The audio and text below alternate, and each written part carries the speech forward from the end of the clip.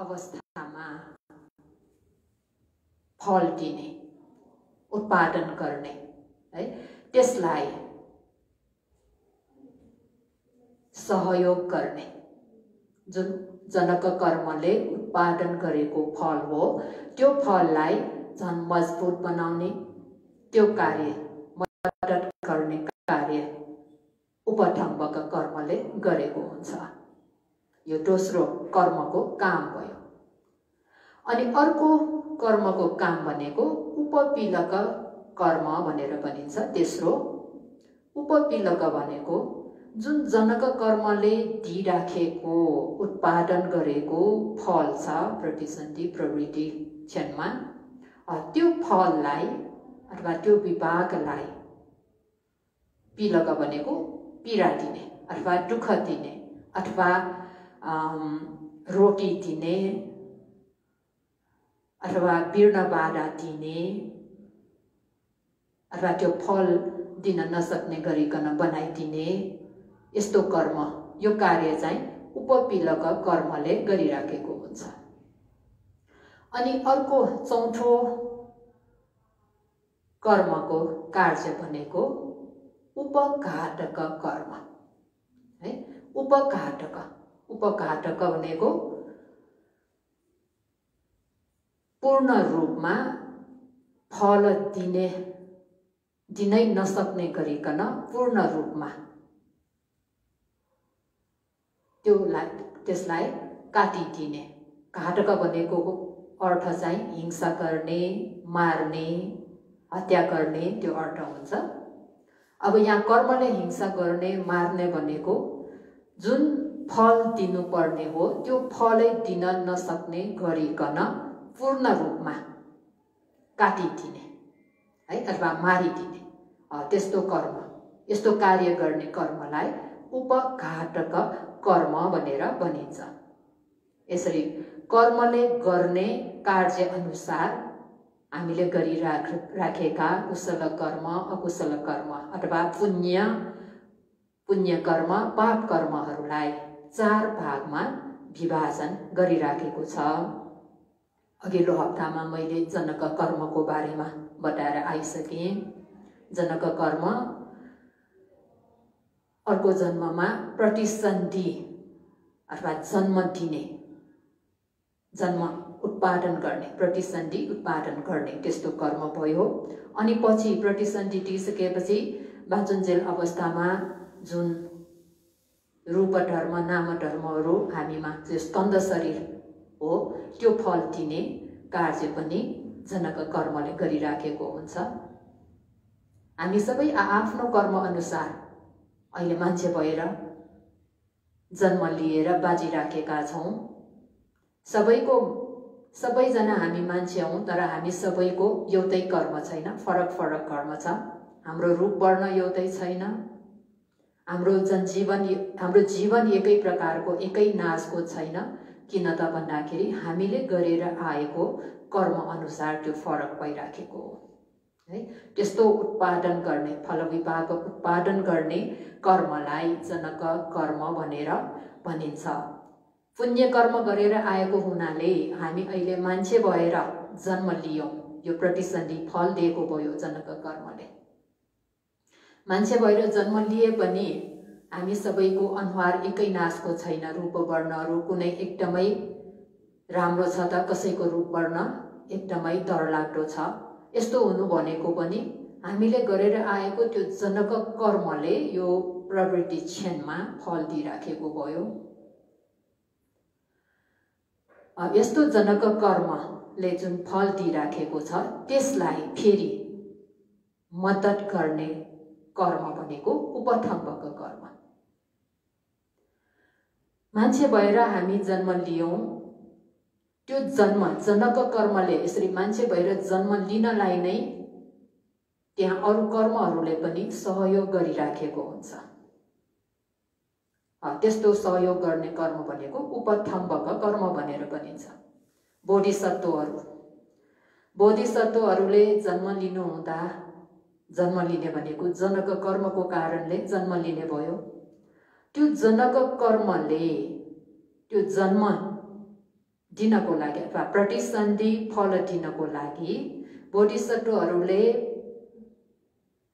आचरण गरेर आएका, अभ्यास गरेर आएका विभिन्न पारमिता धर्महरूले त्यहाँ धेरै सहयोग गरिराखेको हुन्छ।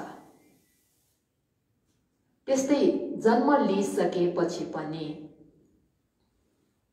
है त्यो जनक कर्मले फल दिने अवसर पाएर फल दियो। त्यो फल दिइसकेपछि पनि त्यसलाई मजबुत बनाउने, बलियो बनाउने, झन् राम्रो बनाइदिने त्यस्तो कार्यमा सहयोग गर्छ उपठम्बक कर्मले। अनि त्यस्तै त्यो फल दिइसकेकोलाई लामो समयसम्म, दीर्घकालसम्म निरन्तर रूपमा त्यतिकै अभिवृद्धि हुने गरिकन सहयोग गर्ने, मद्दत गर्ने कार्य पनि उपठम्बक कर्मले गरिराखेको हुन्छ।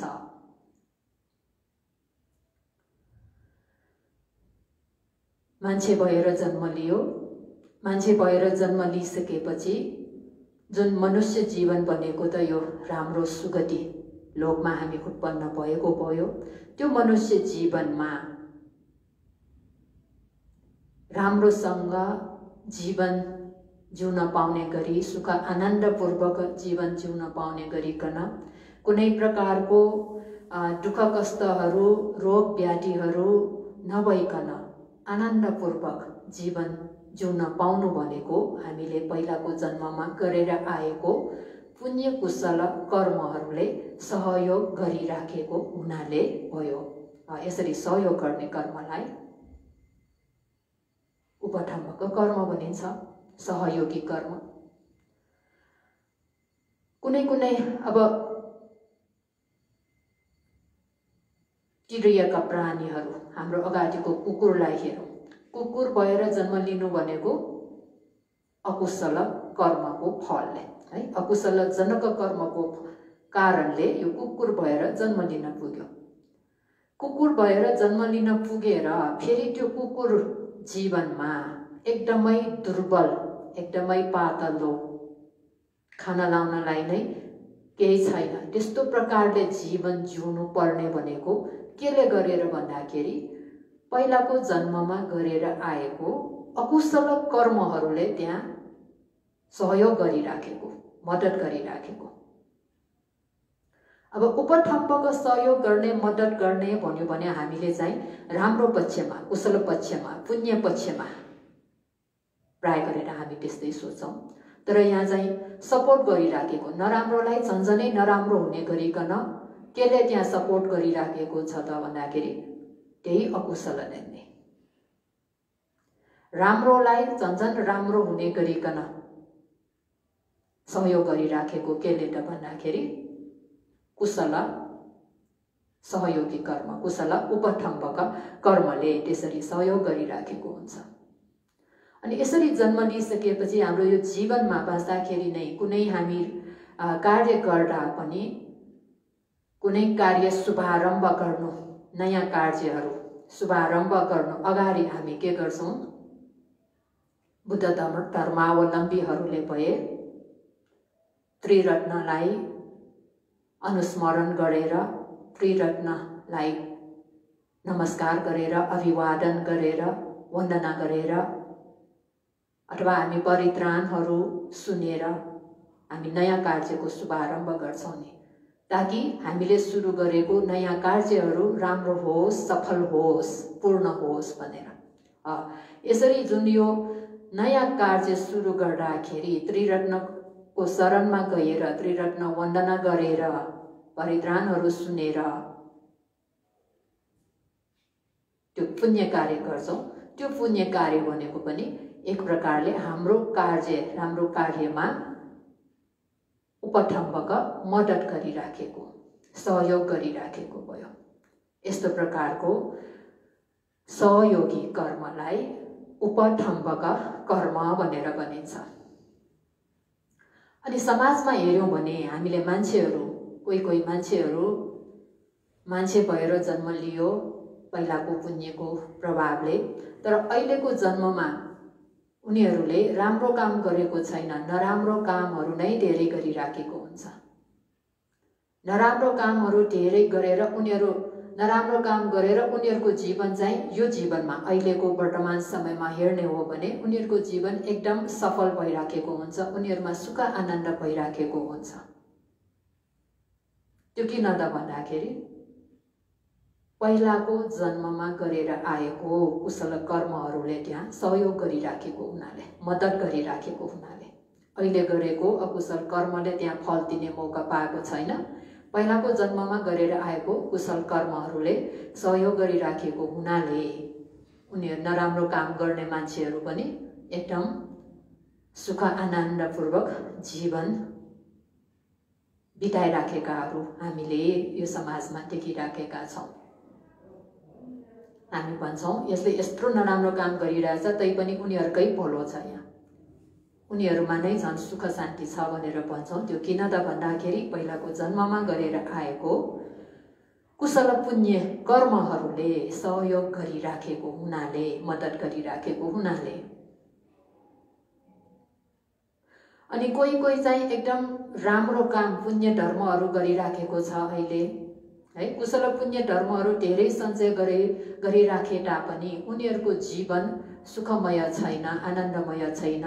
जीवनमा विभिन्न दुःख कष्टहरू उनीहरूले भोगिराख्नु परेको छ। रोग व्याधिहरूले त्यत्तिकै सताइराखेको छ, एउटापछि अर्को रोगहरू उत्पन्न भएर त्यसले दुःख दिइराखेको छ। कहिल्यै आनन्द शान्त सुखमय जीवन भनेको त्यहाँ छैन। त्यो के कारणले हुन सक्छ त भन्दाखेरि पहिलाको जीवनमा गरेर आएको अकुशल कर्महरूले त्यहाँ फल दिइराखेको हुनाले। त्यस्तो हामीले जुनसुकै कर्महरू गरेर आए तापनि यो कर्महरूले यसरी यो जीवनमा हामीलाई सहयोग गरिराखेको हुन्छ। नराम्रो कर्मले कहिले राम्रो कर्मले यस्तो सहयोग गर्ने कर्मलाई उपथम्भक कर्म भनेर भनिन्छ। अनि अर्को एउटा कर्म भनेको उपपीलक कर्म है। कर्मले अर्को के काम गर्छ त भन्दाखेरि सँगै नजिकै गएर पीडा दिने, शास्ति गर्ने, भिड्न बाधा दिने, रोक्ने त्यस्तो प्रकारको कार्य गर्छ। त्यो कार्य गर्ने कर्मलाई उपपीलक कर्म भनेर भनिन्छ। उपपीलक यो कर्मले कहिलेकाहीँ यो जनक कर्मले फलै दिन नपाउने गरिकन पनि रोकिराखेको हुन्छ। केही गरी फल दियो भने पनि त्यो फललाई समृद्ध नहुने गरिकन, नबढ्ने गरिकन, बलियो नहुने गरिकन रोकिराखेको हुन्छ। अर्थात् यसले चाहिँ दुर्बल बनाइदिन्छ, कमजोर बनाइदिन्छ। फल दियो नै भने पनि कहिलेकाहीँ लामो समयसम्म, दीर्घकालसम्म त्यो फल दिन नसक्ने गरिकन रोकिराखेको हुन्छ, शास्ति गरिराखेको हुन्छ, दुःख दिइराखेको हुन्छ। यो भनेको उपपीलक कर्म। अब यस्तो उपपीलक कर्म भनेको कुशल कर्मले अकुशल कर्म, नराम्रो कर्मलाई रोकिराखेको हुन सक्छ। अकुशल पाप कर्मले कुशल पुण्य कर्मलाई रोकिराखेको पनि हुन सक्छ। यस्तो कर्महरू, यो कर्मको कार्य भयो उपपीलक। कुशल कर्मले यो अकुशल नराम्रो कर्मलाई रोकिराखेको, भिड्न बाधा दिएको, फल दिने अवसर नदिएको, पीडा दिएको भनेको कस्तोमा त भन्दाखेरि उदाहरणको लागि हामीले हेरौँ। कुशल कर्मले अकुशल कर्मलाई रोकेको है। भगवान बुद्धको पालामा राजगृहमा वाटकालक भन्ने एकजना चोरहरूलाई मार्ने काम गर्ने है। राजाको आदेश अनुसार अथवा अदालतको आदेश अनुसार चोरहरूलाई मार्ने काम गर्ने वाटकालक भन्ने। उसले 50 वर्षसम्म यो काम गरेर आफ्नो जीविका चलाइराखेको थियो। अनि 50 वर्षसम्म यस्तो काम गरिसकेपछि ऊ उमेर ढल्कदै जाँदाखेरि पहिला जस्तो स्फूर्तिपूर्वक फुर्तिका साथ त्यो काम गर्न सकेन। उसमा बलशक्ति कमजोर हुँदै गयो, हीन हुँदै गयो।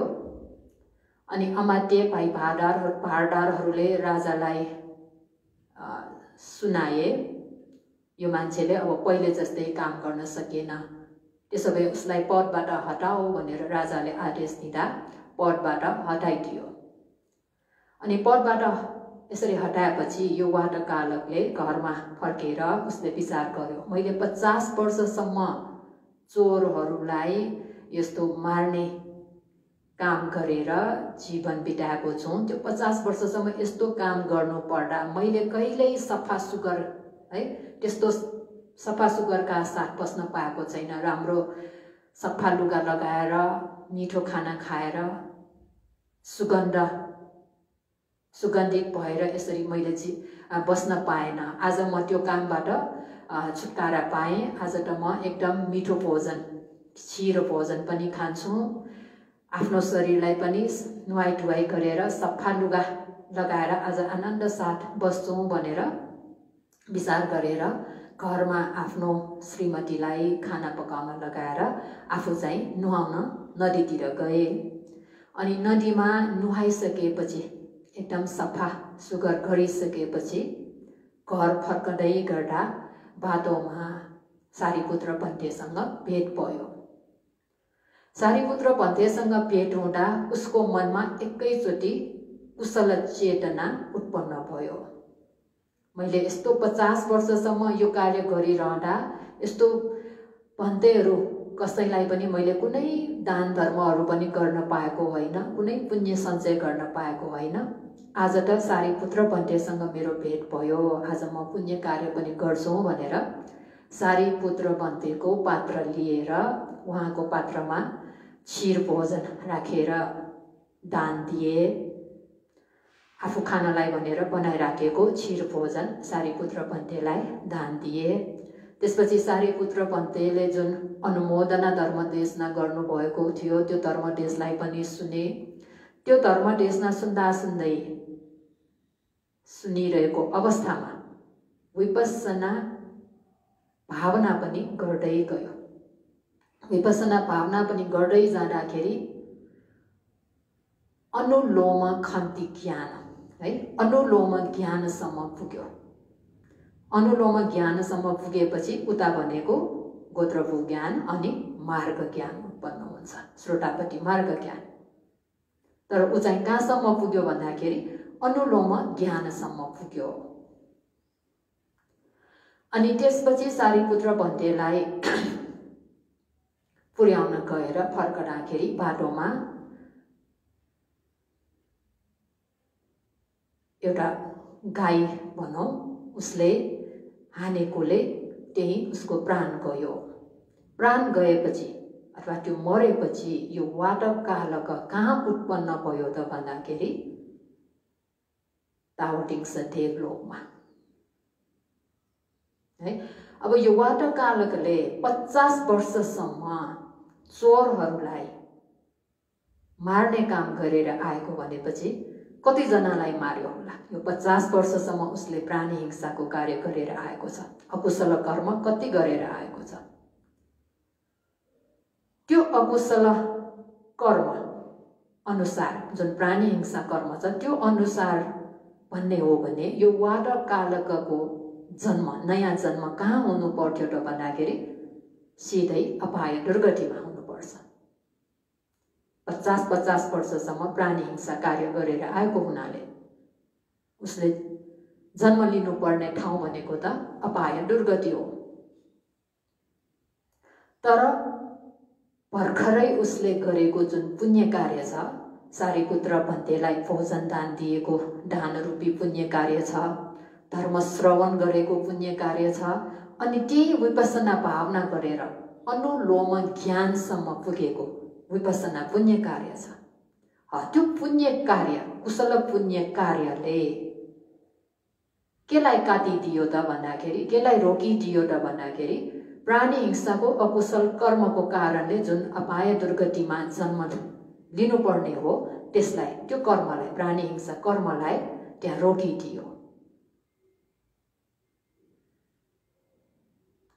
अथवा बिर्नबाट दियो। प्राणी हिंसा रूपी अकुशल कर्मले फल दिनुपर्नेमा त्यो अकुशल कर्मले फल दिन नसक्ने गरिकन अथवा फल दिने अवसर नमिल्ने गरिकन, अवसर नदिकन यो पुण्य कर्मले त्यसलाई पीडा दियो अथवा दुःख दियो अथवा बिर्नबाट दियो, रोकिदियो।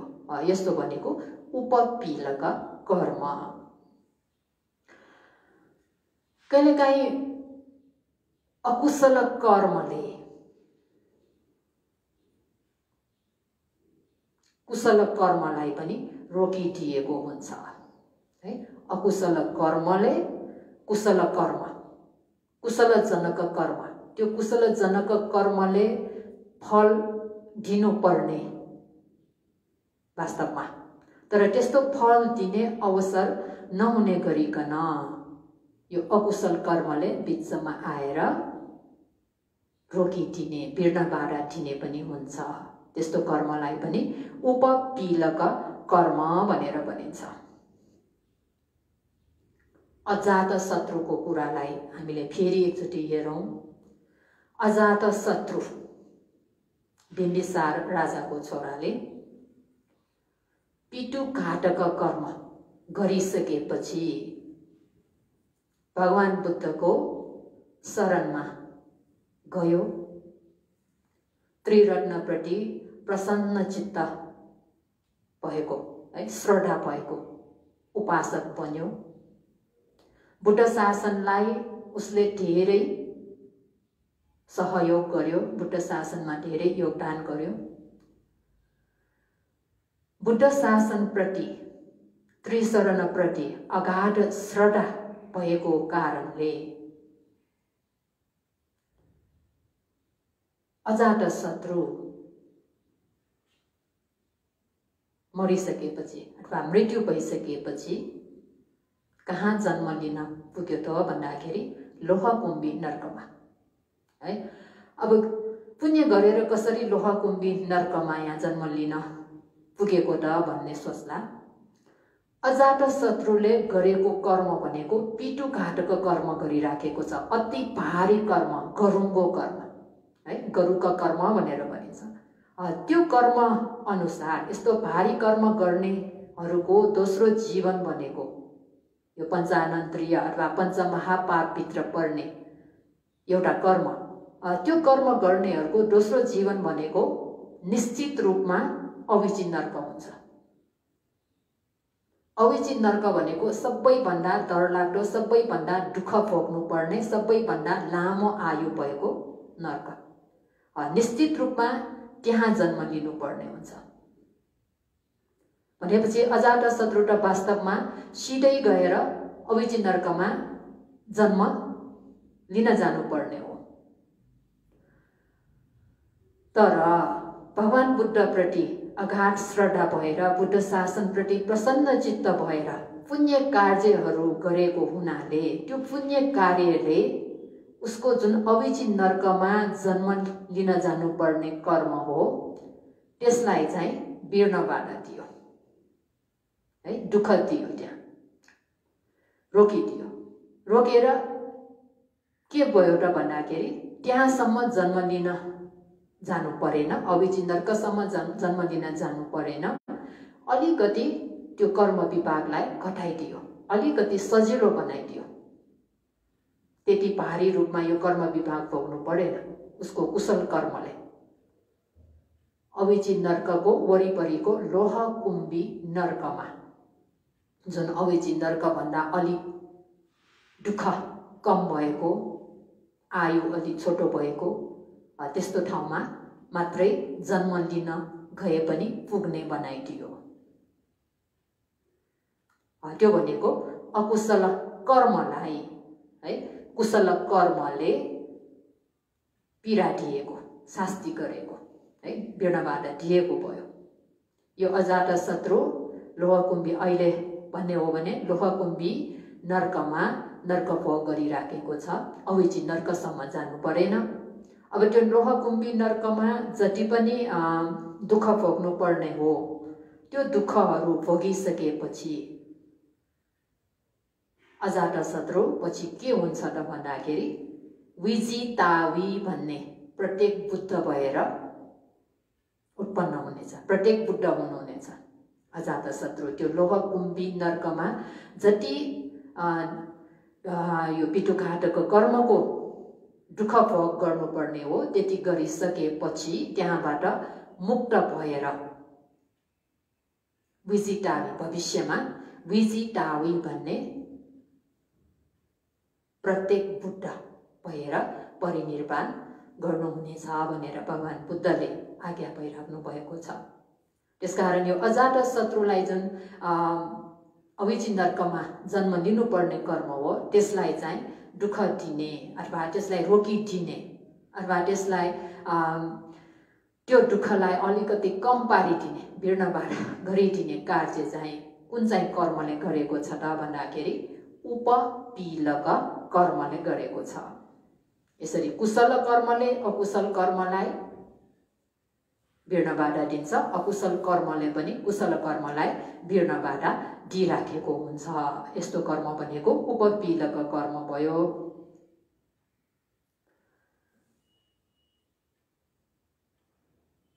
अहिलेको हाम्रो यो वर्तमान जीवनमा यो समाजमा नै भनौँ हामीले हेर्यौं भने कुनै कुनै प्राणीहरू हामीहरू नै भनौँ हामी मान्छेहरूकै कुरा लिने हो भने हामी मान्छे भएर जन्म लिएको अघि भने जस्तै कुशल कर्मको कारणले कुशल जनक कर्मको कारणले हामी मान्छे भएर जन्म लिन पायौं। मान्छे भएर जन्म लिए तापनि कहिलेकाहीँ हामीलाई विभिन्न रोग व्याधिहरूले सताइराख्ने भनेको कोही अपाङ्ग भएर जन्म लिएका हुन्छन्, कोही आँखा नदेख्ने अन्धो भएर, कोही बहिरो कानले नसुने, कसैको हात खुट्टाहरू अङ्ग प्रत्यङ्गहरू छैनन्। अस्ति भर्खरै मात्र दुईटै हात नभएको बच्चा जन्मियो भन्ने समाचारमा आएको छ। यस्तो भएर जन्म लिनु परेको भनेको के को कारणले त? मान्छे त मान्छे भएर जन्म लियो यो कुशल पुण्यको कारणले, तर पनि त्यस्तो अङ्ग प्रत्यङ्ग पूर्ण नहुने गरी यस्तो जन्म लिनु परेको भनेको अकुशल कर्म, उपपीलक कर्म, अकुशल कर्मले त्यहाँ दुःख दिइराखेको, वीर्णबाधा दिइराखेकोले भन्ने अर्थ हुन्छ। अस्ति पनि भने कुकुर भएर जन्म लिए पनि कुनै कुनै कुकुरहरू मान्छेहरू भन्दा पनि भाग्यमानी छन् भनेर, मान्छेहरू भन्दा पनि भाग्यमानी कुकुरहरू छन्। खाना लाउनलाई प्रशस्त रूपमा प्राप्त भएका, गाडीमा बसेर सहर घुम्न जाने मौका भएका यस्ता कुकुरहरू पनि छन्। कुकुर भनेर जन्म लिनु अकुशल जनक कर्मको कारणले भयो, तर त्यसलाई चाहिँ कुशल पहिलाको जन्ममा गरेर आएको कुशल कर्मले त्यहाँ उसलाई वीर्णबाधा दिइराखेको छ। कस्तो वीर्णबाधा भन्दाखेरि कुकुर भएर नराम्रो जन्म लिएपछि उसको जीवन त नराम्रो नै हुनुपर्ने हो। अपाय दुर्गति, यो तिर्यक प्राणी भनेको एक प्रकारको अपाय दुर्गति। तिर्यक प्राणी भएर जन्म लिएपछि उसको जीवनमा त सुख नभइकन दुःखै दुःख हुनुपर्ने हो। तर त्यो दुःखै दुःख हुनुपर्नेमा त्यो दुःखलाई रोक्ने काम कसले गरेछ त भन्दाखेरि कुशल पुण्य कर्मले गरेछ। यसरी अकुशल कर्मलाई कुशल कर्मले वीर्णबाधा दिएको हुन्छ। कुशल कर्मलाई पनि अकुशल कर्मले वीर्णबाधा दिएको अघि भर्खरै भने है। त्यस्तै कोही कोही बच्चाहरू आमाको गर्भमा बस्ने बित्तिकै त्यो परिवारमा एकदम दुःखहरू हुने हुन्छ। यो बच्चा गर्भमा आउनुभन्दा पहिला चाहिँ आनन्दसँग जीवन बिताइराखेको परिवार, सुखपूर्वक जीवन बिताइराखेको परिवारमा पनि यो बच्चा आउन साथै खाना लाउनलाई नै ढौढौ पर्ने त्यो अवस्था आएका घटनाहरू पनि हामीले ग्रन्थहरूमा हेर्यौं भने धेरै छ। लोसक टिस्स भन्टे जुन पछि अरहन्त हुनुभएको थियो, उहाँको घटनालाई नै हेर्ने हो भने लोसक टिस्सको बारेमा त मैले केही महिना अगाडि पनि भनिसकेको छु।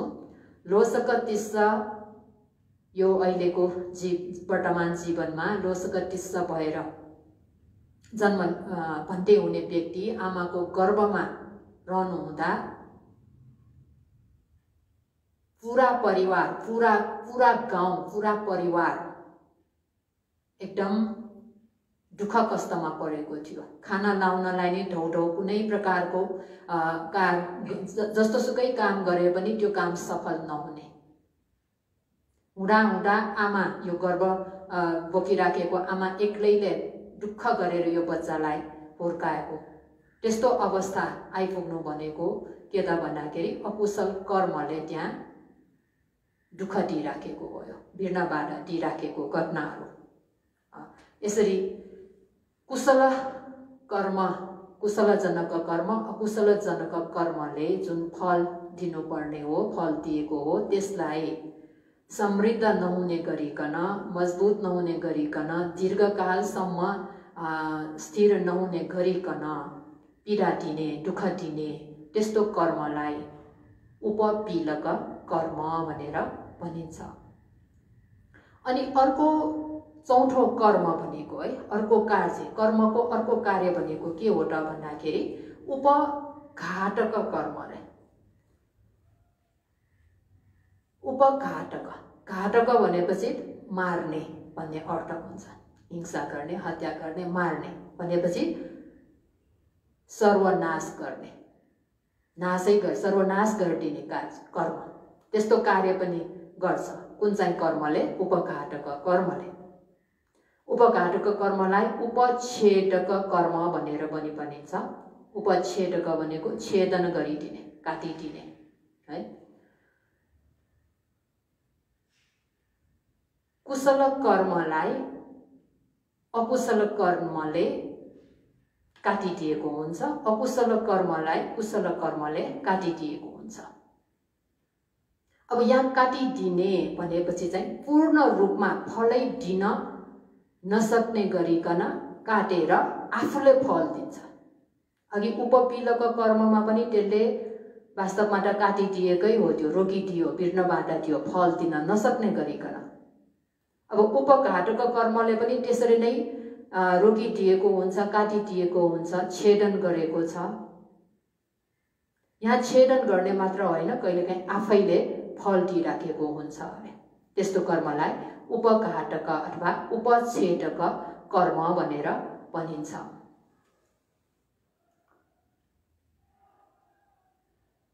देवदत्तको कुरालाई हेरौँ हामीले है। देवदत्त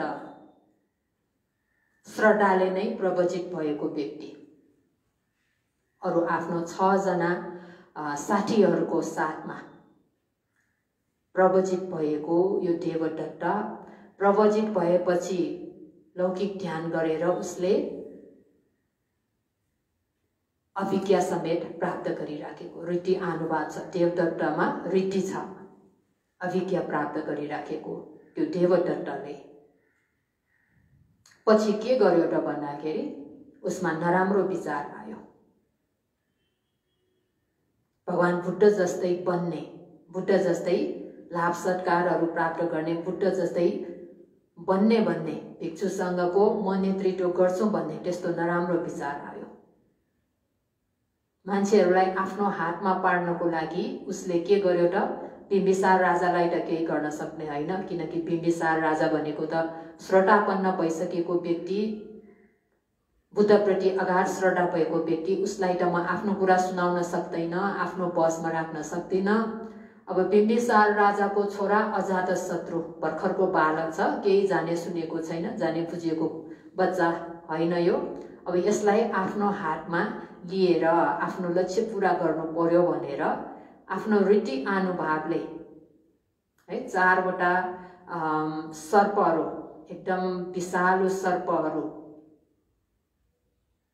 2टा हातमा 2टा खुट्टामा सर्पले बाँधेर, टाउकोमा पनि गलामा पनि त्यो सर्पले बाँधेर आकाशबाट ओर्लिएर त्यो सानो बच्चाको रूप लिएर आएर अजातशत्रुको काखमा बसिराखेको थियो। अजातशत्रुलाई त्यस्तो रीति अनुभाव देखाएर आफ्नो बसमा पार्यो। अनि आफ्नो बसमा पारिसकेपछि अब म यो अजातशत्रु मेरो बसमा भयो, अब म लाभ सत्कार हासिल गर्छु भन्ने त्यस्तो लोभ चित्त उत्पन्न भएर पछि लाभ सत्कार मात्र होइन, भिक्षु सङ्घलाई पनि अब म नेतृत्व, भिक्षु सङ्घको पनि म नेतृत्व लिन्छु, भिक्षु सङ्घलाई म नेतृत्व गर्छु भनेर त्यस्तो विचार, नराम्रो विचार उसमा उत्पन्न भयो। त्यो विचार आउने बित्तिकै उसको जुन रीति अनुभाव थियो, अभिज्ञा लाभी यो देवदत्त, त्यो रीति अनुभावहरू सबै हरायो, नाश भयो। फेरि कहिले पनि त्यो उठ्न सकेन।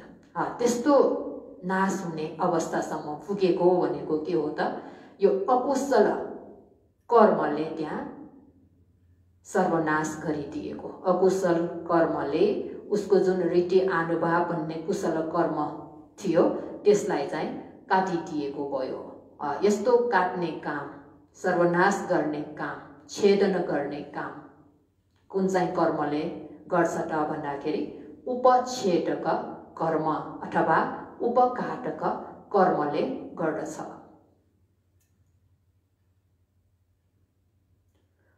यो उपघातक कर्मको कारणले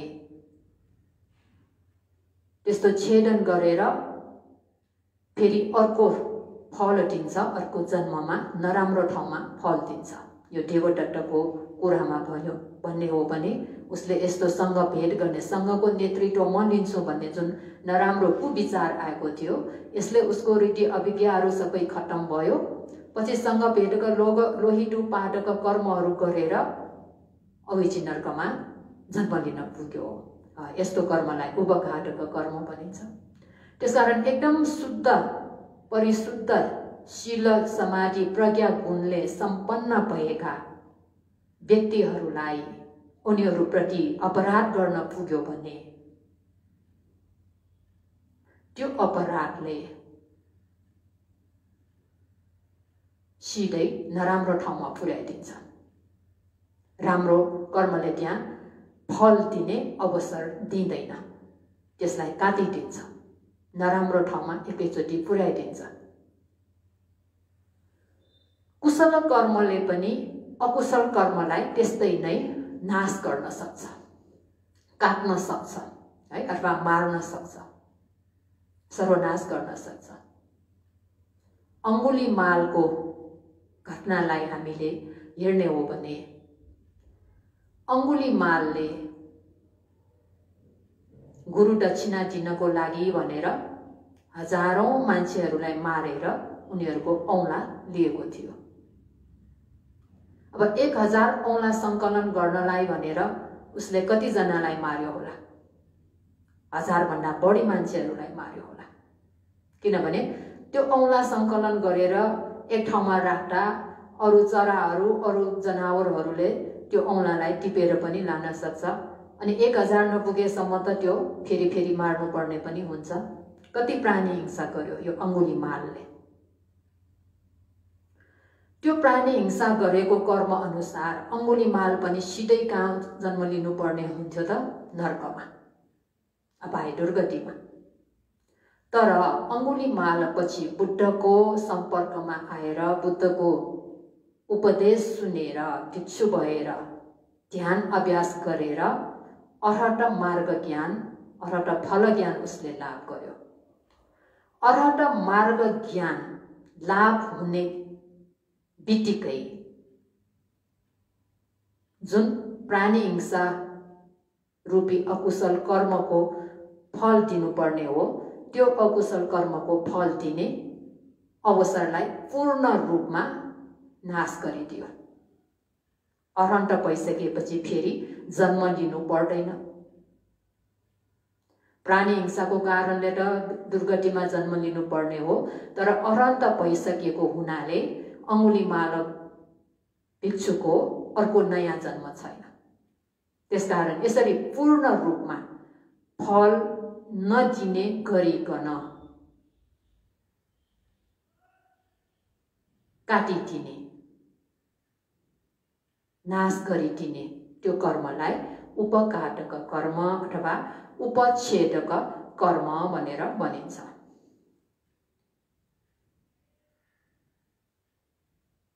यो अंगुलीमालको घटनामा भए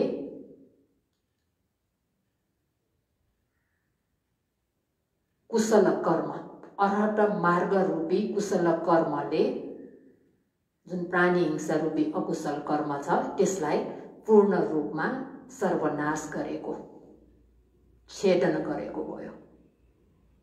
अजातशत्रुकै कुरालाई फेरि लिने हो भने अजातशत्रुको पारमिता संस्कार कतिसम्म थियो त भन्दाखेरि जुन भगवान बुद्धका गएर सर्वप्रथम धर्म उपदेश सुनेको थियो, सामान्य फलसूत्र दीर्घ निकाय शीलखण्ड वर्ग पालीमा छ।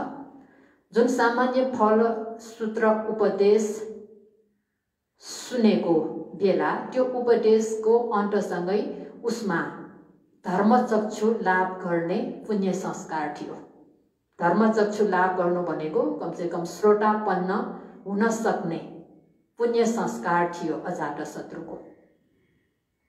त्यति पुण्य संस्कार, पारमिता संस्कार भएको यो व्यक्ति भए पनि अजातशत्रु चाहिँ श्रोतापन्न हुन सकेन,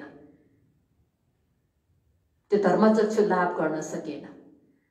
त्यो पुण्य संस्कार, पुण्य कर्मलाई, उसको पारमिता कुशल कर्मलाई केले त्यहाँ पूर्ण रूपमा नाश गरिदिएको थियो त, छेदन गरिदिएको थियो त भन्दाखेरि पितुघातक कर्मले, है, आफ्नो बुबालाई मारेको पञ्चमहापाप त्यो पितुघातक कर्म रूपी अकुशल कर्मले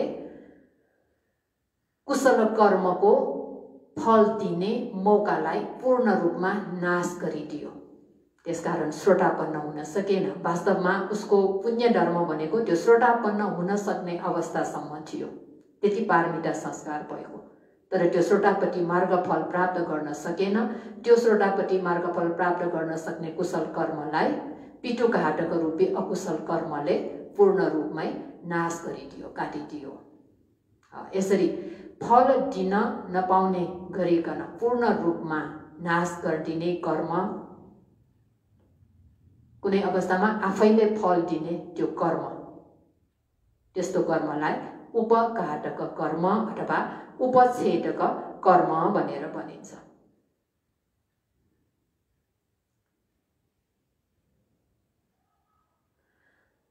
यसरी कर्मले दिने, कर्मले गर्ने कार्य अनुसार हामीले गरिराखेको कुशल अकुशल कर्मलाई चार भागमा यहाँ विभाजन गरिराखेको छ। एउटा चाहिँ जनक कर्म भनेर प्रतिसन्धि अवस्था अथवा प्रतिसन्धि लिइसकेपछिको बाँचुन्जेलसम्मको प्रवृत्ति अवस्था, त्यो अवस्थामा फल उत्पादन गर्ने एउटा कर्म भयो।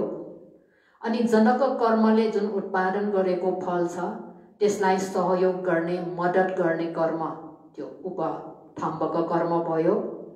अनि तेस्रो जनक कर्मले जुन फल उत्पादन गरेको छ त्यो फललाई चाहिँ रोकिदिने, दुःख दिने, विघ्न बाधा दिने, शास्ति गर्ने, पीडा दिने त्यो कर्म चाहिँ उपपीडक कर्म भयो। अनि अर्को चाहिँ पूर्ण रूपमै फलै दिन नसक्ने गरिकन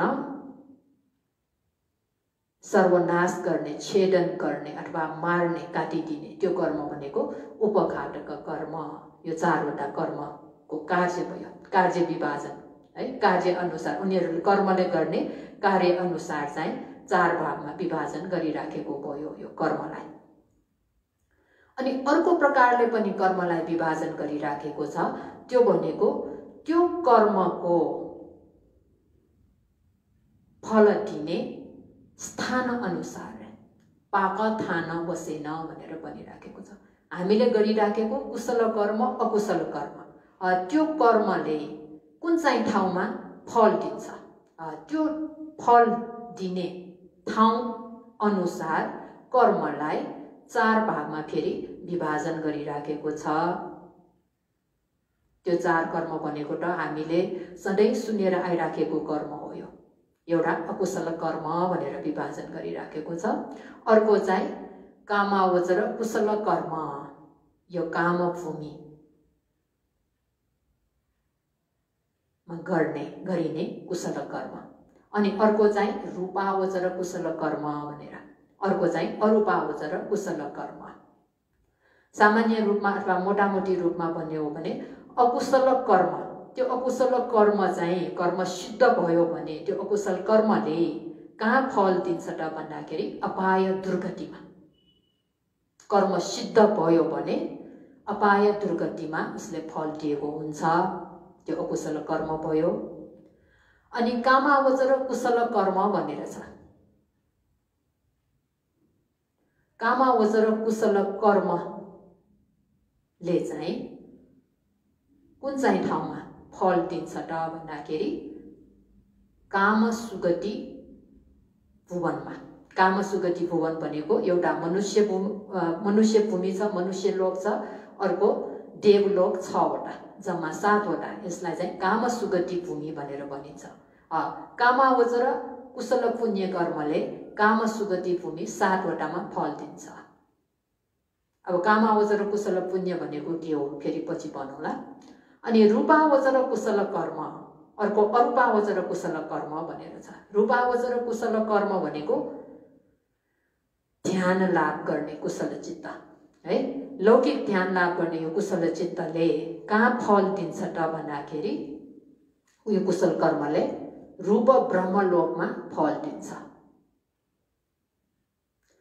अनि अरूपावचर कुशल कर्म, यो पनि लौकिक ध्यान कुशल कर्म हो। यो लौकिक ध्यान कुशल कर्मले कहाँ फल दिन्छ त भन्दाखेरि अरूपावचर भूमिमा। अरूपावचर भूमि, अरूपावचर ब्रह्मलोक। ब्रह्मलोक दुई प्रकारको छ, एउटा रूपावचर ब्रह्मलोक भनेर छ, अर्को अरूपावचर ब्रह्मलोक भनेर छ। रूपावचर ब्रह्मलोकमा रूप धर्म, यो स्कन्द शरीर पनि छ, नाम धर्म पनि छ। तर अरूप ब्रह्मलोकमा यो स्कन्द शरीर हुँदैन, त्यहाँ खाली चित्त मात्रै हुन्छ, नाम धर्म भन्ने चित्तहरू मात्रै हुन्छ। त्यस्तो भुवनमा फल दिन्छ। यसरी फल दिने ठाउँ अनुसार पनि हामीले गरिराखेको कर्मलाई चार भागमा विभाजन गरिराखेको छ। अब त्यसमध्येमा जुन अकुशल कर्म भनेको छ, अकुशल कर्म भनेको केलाई लिइराखेको, केलाई त भन्दाखेरि हामी सबैलाई थाहा भएको दुश्चरित्र कर्महरू, शरीरले गर्ने कर्महरू छ, हाम्रो बोली वचनले गर्ने कर्महरू छ, हाम्रो मनले गर्ने कर्महरू छ। त्यो शरीर वचन र मनले गर्ने दुश्चरित्र नराम्रो कर्म, त्यसलाई चाहिँ अकुशल कर्म भनेर भनिन्छ। त्यो अकुशल कर्म गर्ने बेलामा कर्म सिद्ध भयो भने अपाय दुर्गतिमा जन्म लिनुपर्ने हुन्छ। अब यो के भनेको कर्म सिद्ध भयो भने कम्म पठ भनेर भनिन्छ। यो अपाय दुर्गतिमा पुग्ने कारण भएको कर्म। अब त्यसमा पहिला हेरौँ हामी कायकर्म भनेर शरीरले गर्ने कायकर्म। कायकर्म शरीरले गर्ने 3वटा छ। एउटा प्राणी हिंसा गर्ने भयो, अर्को चोरी गर्ने भयो, अर्को व्यभिचार गर्ने भयो। प्राणी हिंसा पाणातिपात है, पाण अतिपात। यो पाणातिपात भन्ने शब्दलाई हामीले अर्थ छुट्याएर हेर्ने हो भने पाण भनेको प्राण, हाम्रो प्राणलाई अतिपात छिट्टै खसालिदिने भनेपछि त्यो जति त्यो व्यक्तिको आयु छ त्यतिसम्म बाँच्न नसक्ने गरिकन, आयो हुन्जेल बाँच्न नपाउने गरिकन बिचमा नै छिटो त्यसलाई चाहिँ खसालिदिने अथवा हिंसा गर्ने, त्यस्तोलाई प्राणी हिंसा भनेर भनिन्छ। यस्तो प्राणी हिंसा यो चाहिँ शरीरले गर्ने कार्य। शरीरले गर्ने कार्य भने पनि कहिलेकाहीँ हामीले वचनले, बोली वचनले अरूलाई अराइराखेको छ भने त्यो चाहिँ वचनले गरेको पनि हुन्छ। तर विशेष गरिकन प्राणी हिंसा कार्य भनेको कहाँबाट हुन्छ भन्दाखेरि हाम्रो शरीरद्वारा भइराखेको हुन्छ। त्यसकारण यसलाई काय कर्म भनेर भनिन्छ। काय भन्ने शरीर, त्यो शरीरले गरिराखेको कार्य भयो। अब प्राणी हिंसा कार्य गर्दा पनि त्यहाँ कर्म सिद्ध भएको, कर्म सिद्ध नभएको भन्ने दुईटा हुन्छ है। कर्म सिद्ध भएको भनेर कुन कुन अङ्गहरूले पूर्ण भयो भने कर्म सिद्ध भएको हुन्छ त है। कर्म सिद्ध हुनको लागि त्यो प्राणी हिंसा कार्य पूर्ण रूपमा गरेको हुनको लागि त्यहाँ कुन कुन अङ्गहरू पुरा हुनुपर्छ भन्ने देखाइराखेको छ। अब यसमा चाहिँ 5 वटा अङ्गहरू छ प्राणी हिंसामा। एउटा चाहिँ हामीले जुन प्राणीलाई जुन हत्या गर्न लागेको हो त्यो साँच्चैको प्राणी हुनुपर्छ, सत्तो प्राणी है। अनि अर्को चाहिँ त्यो सत्तो प्राणी हो भनेर पनि आफूलाई राम्रोसँग थाहा भएको हुनुपर्छ। एउटा चाहिँ सत्तो प्राणी नै हुनु पर्यो। अब मार्छौँ भनेर यस्तो निर्जीव वस्तुहरूलाई मार्छौँ भनेर बोलेर यस्तो मार्यो भने त्यो प्राणी हिंसा हुँदैन, किनभने त्यो निर्जीव वस्तुहरूमा जीव छैन, प्राण छैन है। त्यसकारण यहाँ प्राण भनेको जुन जीव भनिन्छ, जीव भनेको पनि यहाँ हामीले अभिधर्मको हिसाबमा हेर्ने हो भने दुई प्रकारको हुन्छ। एउटा जीवित इन्द्रिय भनेर नाम धर्ममा हुन्छ, अर्को चाहिँ रूप धर्ममा पनि आफ्नो जीवित भनेको हुन्छ। तर यहाँ जुन प्राणी हिंसा गर्नेमा प्राण भनेर भन्न खोजेको रूप जीवितमा, रूप जीवित रूप धर्महरूमा भएको जीवित रूपलाई यहाँ भन्न खोजेको होइन। हाम्रो जीवित इन्द्रिय भन्ने हाम्रो प्राणलाई, नाम धर्मको जीवलाई भन्न खोजेको। वास्तवमा हामीले हाम्रो अगाडि देखिराखेका सबै विषयवस्तुहरूमा, यो मेज टेबलदेखि लिएर सबै विषयवस्तुहरूमा प्राण बनेको छ है, जीवित रूप छ। तर यो प्राणी हिंसा गर्नुमा त्यो जीवित रूप बनेको त्यसलाई लिन खोजेको होइन कि हामी सत्तो प्राणीहरूमा भएको जीवित इन्द्रिय, जीवित रूप, जीवित इन्द्रिय नाम धर्म, त्यसलाई चाहिँ हिंसा गर्ने, त्यसलाई मारिदिने, त्यस्तोलाई पानातिपात भनेर भनिन्छ। त्यसकारण प्राणी हिंसा कर्म सिद्ध हुनको लागि चाहिने अङ्ग 5 वटा भनेको एउटा चाहिँ सत्तो प्राणी हुनु पर्यो। अनि त्यो चाहिँ सत्तो प्राणी हो भनेर पनि आफूले जान्नु पर्यो, थाहा पाउनु पर्यो। अर्को एउटा अङ्ग भनेको त्यसलाई मार्ने मन हुनु पर्यो अथवा चेतना हुनु पर्यो, मार्छु भन्ने चेतना हुनु पर्यो। मार्छु भन्ने चेतना छैन भने त्यो चाहिँ प्राणी हिंसा कर्म चाहिँ सिद्ध हुँदैन। मार्छु भन्ने चेतना हुनु पर्यो। अनि त्यो मार्नको लागि आफूले मेहनत गर्नु पर्यो। मेहनत गर्नु भनेको यहाँ हात खुट्टा चलाउनु पर्यो नि, त्यसलाई त्यस्तो शरीरले त्यो कार्य गर्नु पर्यो, त्यसलाई चाहिँ यहाँ मेहनत गर्नु पर्यो भन्न खोजेको हो। अनि त्यो मेहनत गरेर मारेपछि त्यो मर्नु पनि पर्यो। आफूले मार्न त खोज्यो, मार्न खोजे पनि त्यो मरेन, बाँची नै रह्यो भने त्यो चाहिँ प्राणी हिंसा पानातिपात कर्म चाहिँ सिद्ध हुँदैन। त्यसकारण यो प्राणी हिंसा गर्नलाई चाहिने 5 वटा अङ्ग सबै पूर्ण भएर प्राणी हिंसा कार्य गर्यो भने त्यो चाहिँ पानातिपात अकुशल कर्म सिद्ध भएको भयो। त्यसरी अकुशल कर्म सिद्ध भयो भने त्यसको फल विपाक त्यहाँबाट कहाँ जन्म दिन पुग्छ त भन्दाखेरि निश्चय पनि अपाय दुर्गतिमा जन्म लिन जानुपर्ने हुन्छ। तर यो 5 वटा अङ्गमा कुनै एउटा अङ्ग अथवा 2टा अथवा 3टा अङ्ग चाहिँ पूर्ण छैन भने त्यो चाहिँ प्राणादिपाता कर्म चाहिँ सिद्ध नभएको भयो, कम्मपठ सिद्ध नभएको, पुरा नभएको भन्ने हुन्छ। अब कसैले मार्छु, म यसलाई मार्छु नै भनेर मेहनत गरेर मार्छ, तर त्यो मान्छे मरेन भने अब उसको काम चाहिँ प्राणी हिंसा भएन त। उसले मार्छु नै भनेर मारेको छ, मारे पनि उसको त्यो व्यक्ति चाहिँ मरेन, नमरेपछि उसको प्राणादिपाता कर्म सिद्ध चाहिँ भएन, तर प्राणी हिंसा अकुशल कर्म त भएको छ त्यहाँ। त्यस्तो अकुशल कर्मले नराम्रो फल त दिइराखेकै हुन्छ पछि-पछिको कुनै जन्ममा, यो जन्ममा भए पनि अथवा पछि-पछिको अरू कुनै जन्महरूमा भए पनि उसले फल, नराम्रो परिणाम त दिइराखेकै हुन्छ, भोग्नु पर्ने नै हुन्छ त्यहाँ, किन अकुशल कर्म त भइसकेको छ। मार्छु भन्ने चेतना त्यहाँ प्रधान छ नि, चेतनाहं भिखवे कम्मं वदामि भनेर भगवान बुद्धले आज्ञा भइराख्नु भएको छ। कर्म त बनिसकेको छ, तर चाहिँ कर्म सिद्ध भएन, त्यसकारण चाहिँ अकुशल कर्म त भएको छ, कर्म सिद्ध चाहिँ भएको छैन। अकुशल कर्म भएको कारणले त्यसको फल चाहिँ अरू जन्महरूमा चाहिँ भोग्नु पर्ने अवस्था नै आउने हुन्छ। यो शरीरले गर्ने पहिलो अकुशल कर्म भयो।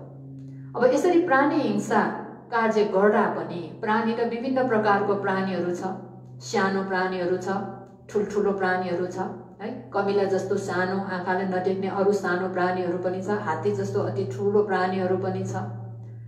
मान्छेहरूमा पनि एकदम गुणवान शील समाधि प्रज्ञा गुणले सम्पन्न प्राणीहरू छ, शील समाधि केही गुण नभएको प्राणीहरू पनि छ। त्यो अनुसार पनि आफूले मारेको प्राणी कस्तो प्रकारको छ त्यो अनुसार पनि त्यो कर्मको फल भोग्नु पर्ने हुन्छ। त्यो कर्मको कतिसम्म ठुलो अपराध भएको छ, कति सानो अपराध भएको छ, प्राणी हिंसा त प्राणी हिंसा नै हो। कति ठुलो दुष्परिणाम भोग्नु पर्ने हुन्छ, कति कमसल अलिकति थोरै त्यो परिणाम भोग्नु पर्ने हुन्छ। त्यो भनेको आफूले जुन प्राणी मार्न लागेको त्यो प्राणीमा निर्भर हुन्छ। एकदम शील समाधि प्रज्ञा गुणले सम्पन्न व्यक्तिहरूलाई आफूले मार्न पुग्यो, हिंसा गर्यो भने त्यसको परिणाम एकदमै डरलाग्दो हुन्छ। प्रत्येक बुद्ध अरहन्तहरू क्लेशले मुक्त भइसकेका छिनाश्रव व्यक्तिहरूलाई हामीले मार्न पुग्यो भने त्यसको दुष्परिणाम अति नै भयङ्कर हुन्छ, भयानक हुन्छ। यस्तो कर्म गर्यो भने सिधै तल जान्छ। त्यसकारण यो प्राणी हिंसा गर्ने बेलामा कर्म सिद्ध, प्राणी हिंसाको कर्म सिद्ध भयो भने त्यसको फल विपाक भनेको त तल हुन्छ। कर्म सिद्ध भएन भने पनि अरू जन्महरूमा जन्म लिइसकेपछि हामीले त्यसको परिणामहरू त भोग्नु परिराखेकै हुन्छ। यो अकुशल कर्म, यस्तो अकुशल कर्ममा यो काय कर्ममा पहिलो यो पानातिपाता कर्म भयो। त्यसपछि अर्को कर्महरू पनि बाँकी छ। यो चाहिँ आज समय सकिएको हुनाले अब आउने पछि अरू हप्ताहरूमा यसकोलाई निरन्तरता दिनेछु। आज जुन कर्मको कार्य अनुसार 4 प्रकारको कर्महरूको विषयमा पनि जान्नुभयो। अहिले जुन कर्मले फल दिने स्थान अनुसार कर्मलाई 4 प्रकारमा विभाजन गरिराखेकोमा पहिलो अकुशल कर्म, यसले प्राय अपाय दुर्गतिमा फल दिन्छ। त्यो अकुशल कर्ममा पनि 3 प्रकारको कर्म मध्येमा काय कर्ममा पनि 3 वटा कर्म छ। त्यसमा पहिलो प्राणादिपाता प्राणी हिंसाको विषयमा पनि जान्नुभयो। यो कर्मको विषयलाई जानेर हामीले सकेसम्म अकुशल कर्महरू नगरिकन कुशल कर्महरू सञ्चय गर्नतिर हामी सबै लाग्नुपर्छ र आफूले भ्याएसम्म कुशल कर्महरू वृद्धि गर्नेतिर हामी लागौँ, कोसिस गरौँ भन्ने आशिका गर्दै आजको धर्मदेशनालाई यही टुङ्ग्याउन चाहन्छु। सबैलाई मङ्गल होस्। साधु साधु साधु। अनि आज म हाम्रो अन्तर्राष्ट्रिय बौद्ध भावना केन्द्रमा शनिबार यही धर्मदेशना हुँदाखेरि गर्दै आएको एउटा कार्यलाई पनि आज निरन्तरता दिने छौँ। हाम्रा अन्तर्राष्ट्रिय बौद्ध भावना केन्द्रको आजीवन सदस्य श्री बाबुरत्न डङ्गोलले हामीलाई अनुरोध गरौँ अथवा अनुरोध गरेको अथवा होस दिएको भनौँ, जुन पुण्य कार्यहरू गरेर पतानुमोदन पुण्य कार्य गरेर त्यसको पुण्य फेरि बाँडिदिने, बाँडिदिएको पुण्यलाई फेरि खुसी भएर ग्रहण गर्ने त्यो पुण्य कर्म पनि वृद्धि होस्। धर्म श्रवण कुशल कर्म त अहिले गरिहाल्नुभयो, यस्तो पुण्य कर्महरू पनि वृद्धि गर्न सकोस्, सधैँ अरूले गरेको पुण्य कार्यमा पनि आफू खुसी हुन सकोस्, प्रसन्न हुन सकोस् भनेर हाम्रो यो अन्तर्राष्ट्रिय बौद्ध भावना केन्द्रमा जलपानदाता भोजनदाताहरूको जुन दान छ त्यसलाई अनुमोदन गर्न सक्नको लागि म यो हप्ता आइतबारदेखि हामीलाई जलपान भोजन दान दिने दाताहरूको नाम एकचोटि सुनाउन चाहन्छु। यो हप्ता मङ्सिर 28 गते आइतबार जलपान सिस्टर मुडिटा क्यानाडाबाट प्राप्त भयो। भोजन पुष्परत्न शाक्य मीना शाक्य ग्वारको ललितपुरबाट। 29 गते सोमबार जलपान सिस्टर माई आन्टु र सिस्टर डाइना युएसएबाट प्राप्त भयो। भोजन राजमान शिखराकार टेबहाल काठमाडौँबाट। अनि 30 गते भोजन दिवंगत आमा मिममाया वज्राचार्यको पुण्य स्मृतिमा लोकराज वज्राचार्य सपरिवार चाकुपाटबाट प्राप्त भयो। पुस 1 गते जलपान यायासान सतिपठान मेडिटेसन सेन्टर इन्डोनेसियाबाट प्राप्त भयो। भोजन दिवंगत श्रीमानको पुण्य स्मृतिमा कृष्णेश्वरी अमात्य नयाँ बानेश्वरबाट। त्यस्तै 2 गते जलपान सिस्टर मुडिटा क्यानाडाबाट प्राप्त भयो। भोजन दिवंगत बुबाको पुण्य स्मृतिमा राजेश शाक्य ललितपुर चाकुपाटबाट प्राप्त भयो। 3 गते शुक्रबार जलपान सिस्टर माई आन्टु र सिस्टर डायना युएसएबाट प्राप्त भयो। भोजन दिवंगत आमाको पुण्य स्मृतिमा ज्ञान कुमार वज्राचार्य थापाथलीबाट। त्यस्तै आज शनिबार भोजन जलपान र सर्वट सोमी डङ्गोलको जन्मदिनको उपलक्ष्यमा ललितपुर इमाडोलबाट प्राप्त भयो। भोजन आफ्नो जन्मदिनको उपलक्ष्यमा नै रत्नदेवी दाखवा शान्तिनगरबाट प्राप्त भयो। यो दान पुण्यको अनुभावले उहाँ दाताहरू सबै सुखी होस्, निरोगी होस्, दीर्घायु होस्। यो दान पुण्य उहाँहरूको मार्गफल निर्वाण धर्म साक्षात्कार गर्नको लागि बलियो हेतु होस् भन्ने कामना गर्दै पुण्यानुमोदन गरौँ। इदान्नो ज्ञातिनां होतु सुखिता वन्तु ज्ञातयो। इदान्नो ज्ञातिनां होतु सुखिता वन्तु ज्ञातयो। इदान्नो ज्ञातिनां होतु सुखिता वन्तु ज्ञातयो। एतावता च अम्मेहि सम्पदं पुण्यसम्पदं सब्बे देवा अनुमोदन्तु सब्बसम्पत्तिसिद्धिया। एतावता च अम्मेहि सम्पदं पुण्यसम्पदं सब्बे सत्ता अनुमोदन्तु सब्बसम्पत्तिसिद्धिया। एतावता च अम्मेहि सम्पदं पुण्यसम्पदं Sabbe bhuta anumodantu sabba sampati siddhya. Sadhu, sadhu, sadhu.